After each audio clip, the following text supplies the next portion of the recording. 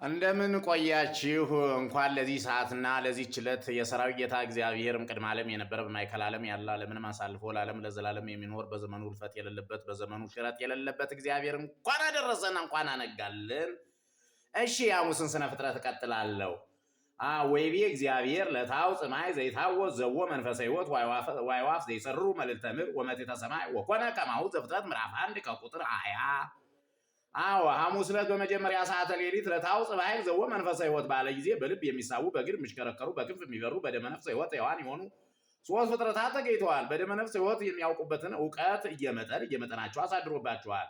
ወይቲባ እምነ አእምሮ መቅድመ ወንጌል እስመዋ በላቲ እግዚአብሔር ጥበበ ለሰገኖ ወከፈላ ምክረ ኢዮብ ምዕራፍ 38 ከቁጥር 16 ላይ ይናገራል።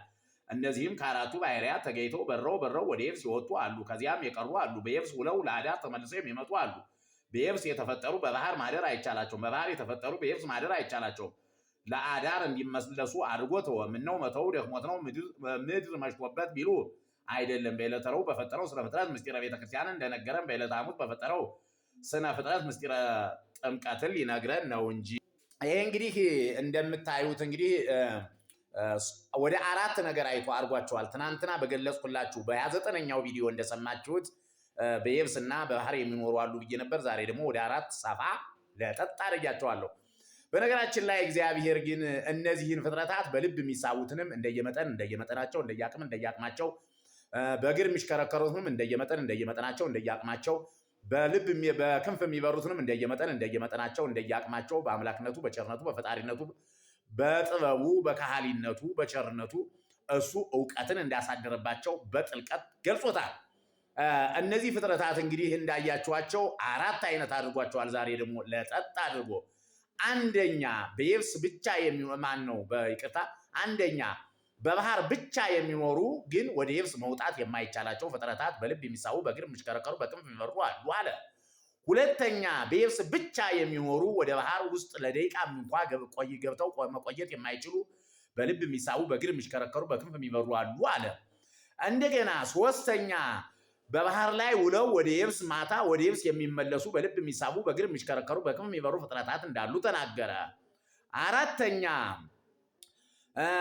በየብስ ውለው ማታ ወደ ባህር የሚመለሱ በልብ የሚሳቡ በእግር የሚሽከረከሩ በክንፍ የሚበሩ ፍጥረታት እንዳሉ ገለጸ። እንግዲህ ይህን ይመስላል።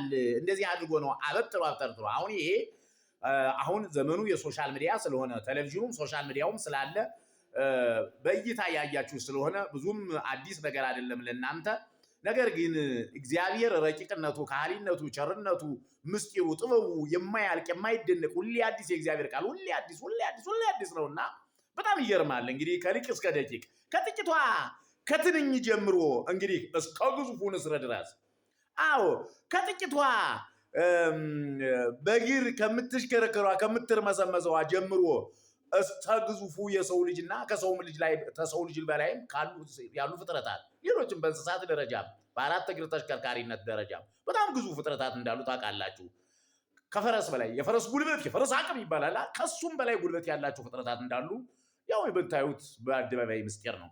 ሌላውም እንግዲህ በልብ የሚሳቡትም እንግዲህ በጣም ትንሽ ተሐዋስያን ከሆኑ ጀምሮ ከትልቁ እስከ ዘንዶ ድረስ ያሉ ፍጥረታት እስከ ብየሞትና ሌዋታን ድረስ ያሉ ፍጥረታት አሉ። በጣም የሚገርሙ የሚያስደንቁ ፍጥረታት። ይህን ነው እንግዲህ እግዚአብሔር የሚያስተዳድር በካህሊነቱ በቸርነቱ በአምላክነቱ በቃሉ ሰማይና ምድርን በቃሉ ያጸና። እንግዲህ ግሩም እኮ ነው በእውነት። እና ይሄን ነገር ነው እንድታውቁ እንድትማሩ የሚፈለግ የኢትዮጵያ ቤተክርስቲያን ሰንዳ ያስቀመጠችው ይሄንን ነው። ኢትዮጵያ እንግዲህ የዚህ ዕውቀትና የዚህ ሙያ ባለሙያ ናት፣ ባለሀብት። ዓለም የሚጠላትም ዓለም የሚያስቸብራትም ዓለም የሚያተራምሳትም ዓለም የሚያጠጥላት የሚንቃትም ይሄ ነገር ዘልቆ እንዳይወጣ ነው። ሼር ላይክ አድርጉ፣ ትታወቅ አገር በየትኛውም ዓለም ይሄ ቪዲዮ እንዲደርስ አድርጉ።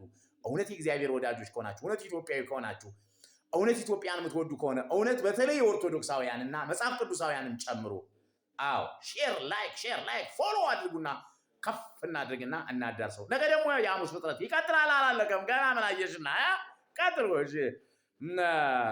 ባይ